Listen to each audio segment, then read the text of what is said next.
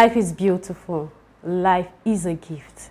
It is a promise, yet full of so much pain and unforeseen circumstances. Welcome to today's show, dealing with life challenges and issues. I am your host, Pattie Odigie, and this is Smyle RadioTv, your #1 channel. Stay with us.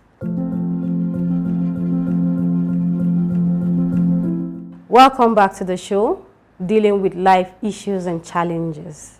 Today we're talking about a very interesting topic called marriage. I'm sure a lot of you have rolled your eyes just the way I did about this topic, marriage. Yes, it's been around for thousands of years, and it is expected that by now we would have gained mastery of this institution called marriage. Yet people keep fumbling over and again. Every Saturday, I'm sure we go for weddings, celebrations, and then after 2 months, after a year or two, we just hear, boom, it's over. Why? What's wrong with marriages these days?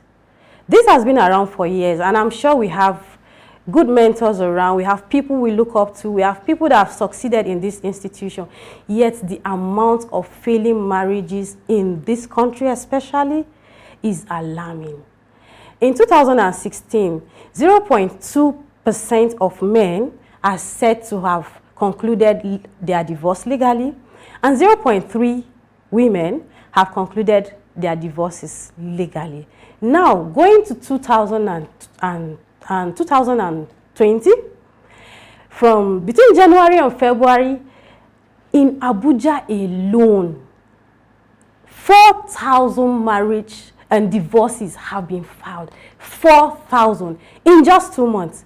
Come on, what is wrong with this society? What is wrong with our generation? In the generations of our fathers, they marry and stay together for years, no issues. In short, we grew up knowing that our parents don't even quarrel. You don't get to hear when they quarrel. You just see the good side of the marriage. These days, 2 years, you see couple going back to their parents, calling on counselors, going to churches and going all sorts of things today. What is happening? Yet in this failing institution, some people have stayed in it, enjoyed it, and they are living it. They are living the life.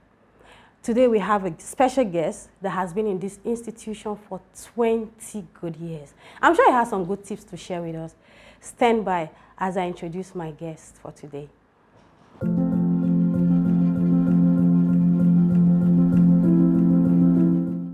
Yeah, welcome back to the show, dealing with life issues and challenges. We're talking about marriages. Why do marriages fail these days? What did our parents do differently? Why are some people succeeding and others are failing? Sometimes barely 2 years after the wedding. With me in the studio today, I have a very, very special guest. He is Mr. Olubenga Ogumefu. He's been married for 20 years, so I'm sure he is an authority in this institution. Welcome, sir. Thank you for having me. So, sir, we're talking about marriage, and what is your perception generally about this marriage institution? Marriage institution, companionship.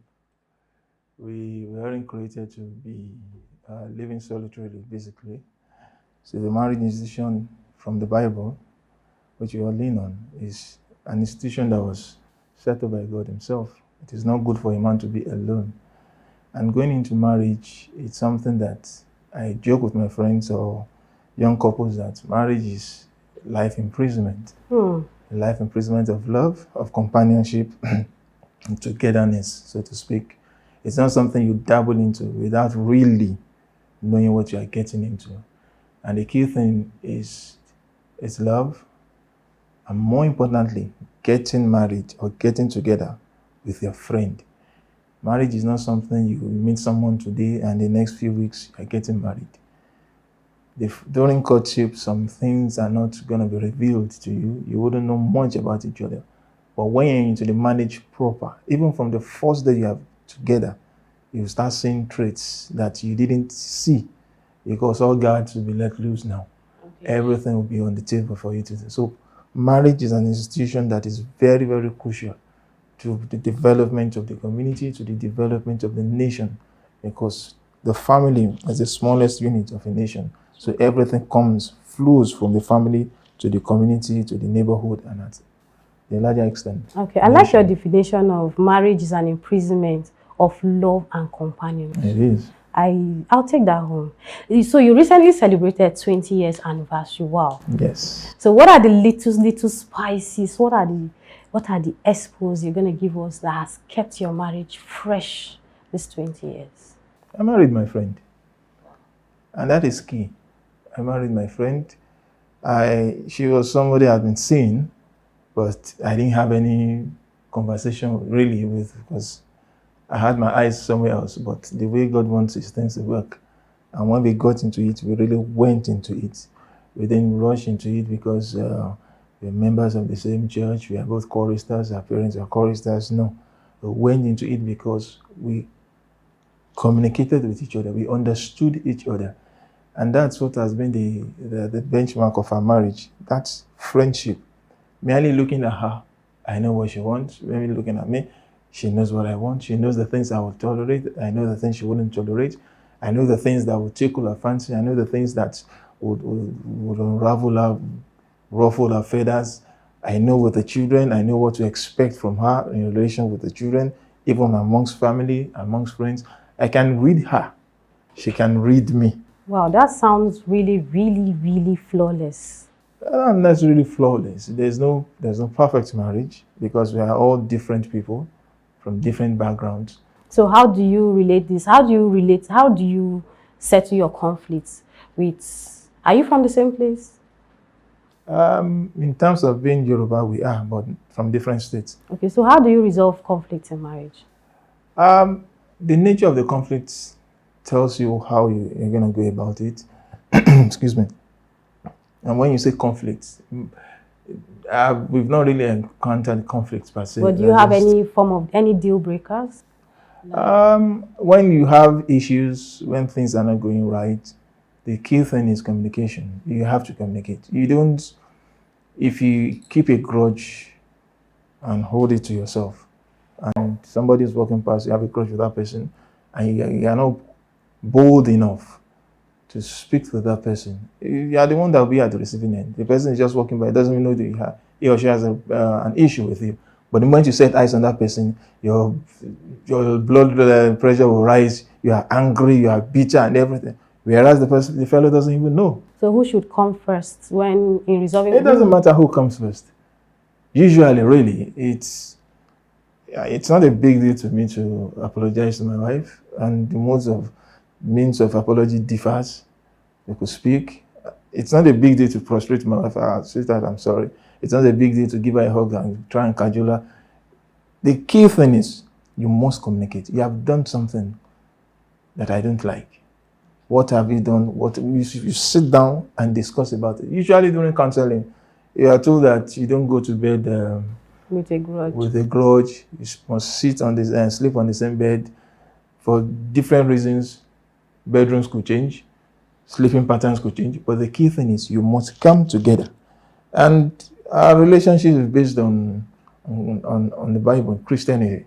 You have every right to be angry. Be angry, but sin not. So I'm not going to put my spiritual health in jeopardy. I'm not going to put my physical health in jeopardy because of anger issues. I must be able to communicate with you. If I cannot communicate with you, then we are not going to make a headway. So talking about anger issues, we hear a lot of domestic violence in homes these days. How do we avert this domestic violence? Intolerance, lack of patience, lack of perseverance, pride, envy, bitterness, all these attributes of the frailty of man comes to bear. You don't, not necessarily your companion, your spouse. It's not ideal to raise your hand. But before you get to the level of raising the hand, there may have been raising of voices. So the best thing usually we tell men, just take a walk away.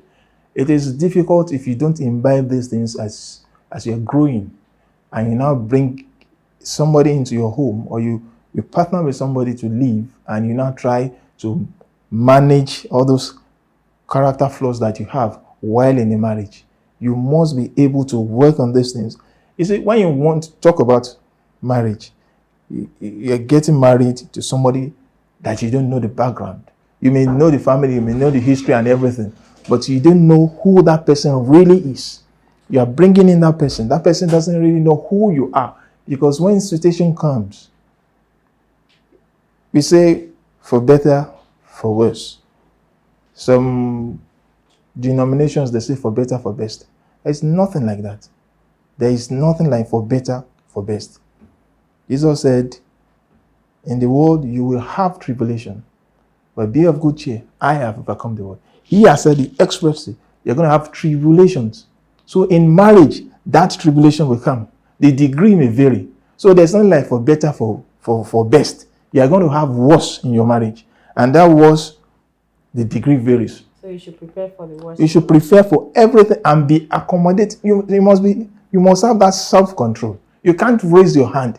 If your daughter were to come home and tell you that her husband beat her up, how are you going to feel? The children see, they're like sponge. They soak up everything. They may not say anything, but you are laying a foundation of violence for that child. When that child sees daddy beating mommy, he may think that's the normal thing to do. There could be some precedents. Mommy raised her voice, daddy struck. Mommy raised her voice, daddy struck. So as he's growing up, going to school, going to the kindergarten, going to the nursery school, going to primary school, if anybody says, it will replicate the same thing. So you are laying the wrong foundation.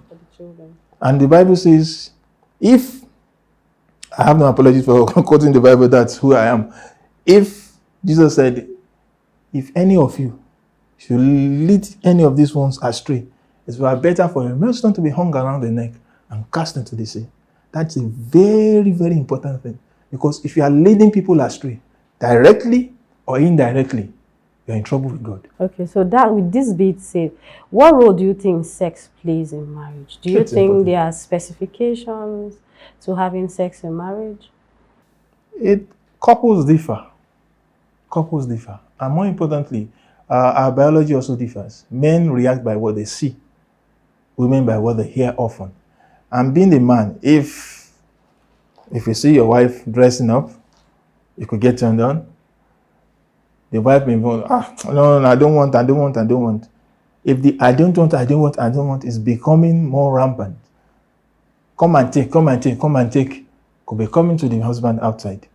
It could also be the other way around. Some women are known to have higher sex drives. So it's something that you have to work together. And most of this is usually emotional. It's not something, and that's where women differ from men. Women are methodical about things. They want to plan it. They want to have stages, and men are just spontaneous. It's an emotional thing. You may just feel the urge. And Mrs. is saying, no, I'm tired. I'm this, I'm that. Fine. You could be tired. The man ought to be reasonable. But if he becomes consistent with you, if you are known for always saying, I'm tired, I have a headache, I have this, in all those things, natural, or should I say, physical inconveniences, some level of accommodation. At times, the man may not necessarily want to have sex. He may just want to cuddle. Some use it as kind of, how would I put it now? A laxative to sleep. Some, they have sex. Immediately after the sex, they are able to sleep. So there are different reasons, and there are different moods, and there are different timing. In everything, there should be a plan. There should be levels of consideration. There should be level of tolerance. Like just, who is it going to go and meet anyway? You are the husband. You are the wife. So work things out. Anytime. You may even have dressed up. You're about to go out. So just be ready at all times to satisfy your partner. And that understanding has to be there. If you are fully dressed, like a woman, you spend hours making up, you spend hours, and the husband understanding says, didn't you see me while I was dressed? No, you're going to stay back. I'm not going to touch your face now. I don't need your face. I don't need your face. Just turn your back towards, I don't need your face and everything. So you don't and just walk away. So that thought has been laid in, it's already in, that urge is there. So if he has an alternative, understanding each other. Understanding is key. And consideration is key. Respecting your partner is key. And tolerance. Tolerance. Now, for 20 years, I'm sure you must have fallen in and out of love. Yeah? No. I haven't fallen out of love. Okay, so love is a strong attribute of marriage. It's not You don't. I tell folks that love is blind, but marriage will restore your sight. However, you don't fall out of love. Okay. If you fall out of love for your partner, the essence of that relationship has been lost. Okay, so what causes couple to fall out of love? And what do you think can be done to restore back the spark or the love in a marriage that has gone sour? Marriages that have gone sour doesn't necessarily mean that both parties are falling out of love. Okay. There could be other reasons. For instance, they could be in love, but they don't have children. And the pressure from the relatives have gotten to the extent that they need an insanity. One has to say, move away for the other. Domestic violence is there. Financial issues could be there. Pressure from friends and family. Some men live a false life. They may have presented themselves as somebody they are not to the woman. And when the woman comes into the home and now realizes that, it's all fast. She wants out. But the man may genuinely love the woman and decide to go through that route to get the woman. But a relationship set on deceit, on distrust, is not going to work. So there are so many reasons for marriages being and going, so not necessarily falling out of love. Okay, so it doesn't mean you're out of love. The relationship could grow cold, but it doesn't mean you're both out of love with each other. It's just that certain factors can make the spark to... Absolutely. Okay? Absolutely. Okay. So do you think divorce is a way out of such situation? What situation will you call extreme that could call for a divorce? Peculiarities differ, really. Some families will say, and I think most Christian families tell you that divorce is not an option. But divorce could be an option if there's domestic violence, repeated domestic violence. If care is not taken, either of the parties will kill each other and end up dead. There are so many reasons for marriages really going sour. Divorce is not something that it's like now, more often than not, it's becoming a fad, really. Some people don't have the level of tolerance at all. Like I said, there's for better and there's for worse. Once that for better is getting diminished, either of the parties could decide to, let's go our separate ways. Lack of children could be an issue why people divorce. But really, if you set out and marry your friend, see, marriage is between the couples. Fine, you marry your in-laws, you marry your relatives and stuff like that. But the couples, the man and the woman, if they are in sync, they can withstand anything. If they are in sync, if they are together, they can withstand anything. They can withstand any prayer. And that is really what marriage should be based upon. You don't get married because my daddy says, or my daddy's friend. You don't get married because you want to feel along. All my friends are getting married. I also want. Get married because it is time for you to get married. And when is it time for you to get married? When you have gotten a partner who is your friend. Because if you marry your friend, you'll be able to tolerate so many things. You grow in love together. You don't grow out when issues come and you say you want to divorce. But there are some extreme. Domestic violence is key. Okay, so Mr. Ogumefo, you've been married for 20 years. And more. And more, wow. 22 actually. So what do you think this generation is missing? Because we see a lot of divorces these days. You see couples just get married in 2 years, they are out. So what are we missing out in this generation? When you see young couple, what comes to your mind? Pressure. External pressure. We are in the social media age. We are in the jet age. People get easily influenced. I tell my kids, you must never let anybody born of a woman influence you to do what you know is spiritually, morally, communal, everything wise wrong. You don't. Do not follow the multitude to do evil. You must not, because my friend says, or my friend is doing this, or some people are doing. No. You must stand your ground. But because most of these marriages nowadays are based on falsehood, People get married because of pressure. Slay mama. I must get her. You meet her day 1, day 2, day 3. You've gotten married.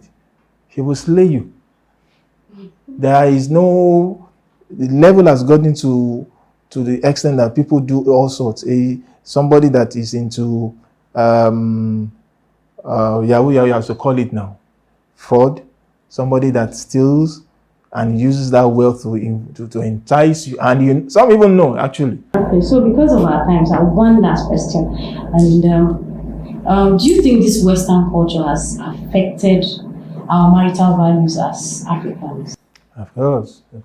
People, there's a good in Western culture, and there are the bad ones in Western culture. But our folks tend to take more of the bad aspect and imbibe it. You shouldn't get easily influenced by what you see or what you hear. You are different. You are you. We often say that people look similar. There is no other Olugbenge Ogumefo on earth. I am the only one. There is no other person that will be like me. My character, my personality, everything about. No. Even if I'm a twin, my twin will be different in some aspects. So you must stand on who you are. The key thing is not to get uneasy don't just get easily pressured into doing what you are not supposed to do. Take the good out of Western culture, imbibe it. One of the bad aspects of Western culture is divorce is like, in fact, they don't even think about it that much. You get married in January, by May, you're out, you're divorced. It's not a fad. It's not something to be proud of. You should get married to your partner, get married to your friend, and build a home. That's the whole essence. The good aspects of Western culture exist. Our moral values as Africans, family-oriented, should be built upon and not just imbibe everything that comes from the West. Thank you very much, Mr. Okunafu. You're welcome. It's a great time with you. It's my pleasure. Thank you so much for this stage. And thank you, everyone. I'm sure you've heard what Mr. Okunafu has said. Maturity comes to play in marriage, and you need to see marriage from the point of companionship. Once you see your partner as a companion, you can do anything for that person. You go all out. And I like what he said about an imprisonment of love and companionship. If we can take just this home, our marriages will be better. And like he said, don't succumb to pressure. There are a lot of pressures, family, childlessness, so much to meet up with social status and all of that. He's saying that we should not succumb to this. If you do any of those things, it means your marriage is heading for destruction. So I'm sure you've learned so much today. Stay tuned. Don't go anywhere. We have more gist after the show.